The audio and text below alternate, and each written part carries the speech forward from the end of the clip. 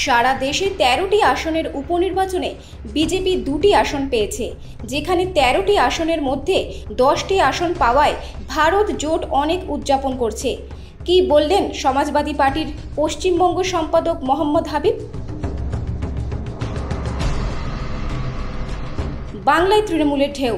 যে ৪টি আসনে উপনির্বাচন হয়েছিল তার সবকটিতেই টিএমসি জিতেছে। বসে আমরা কি হিন্দু, কি মুসলমান, কি শিখ, কি পাঞ্জাবি, কি জৈন, কি বৌদ্ধিস্ট সবই এক নৌকাতে বসে আমরা দেশের ভালো কাজ করতে পারি, উন্নতি করতে পারি, সমাজে মিলেমিশে থাকতে পারি। যেরকম আমরা আজাদির আগে সবাই একসঙ্গে মিলে আমরা লড়াই করে দেশটাকে স্বাধীন করলাম, এবার আমাদের যে ভারতীয় জনতা পার্টিকে স্বাধীন করার জন্য একসঙ্গে থাকতে হবে। ওই যে বিভেদনটা চলবে, সমাজের বিভেদটা চলবে, যেরকম দেশ ভালো হোক, समाज भालो हो, देश में उन्नति हो। शायद 13 सीटों पर हुआ है, जिसमें भारतीय जनता पार्टी 2 सीटों पर जीती है। बाद बाकी सारी सीटें क्षेत्रीय दल या फिर राष्ट्रीय दल के खाते में गई हैं।